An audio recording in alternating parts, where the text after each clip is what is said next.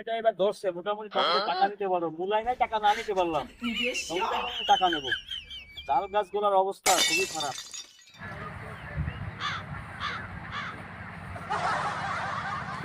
আব্বা, আব্বা, এই কি হয়েছে?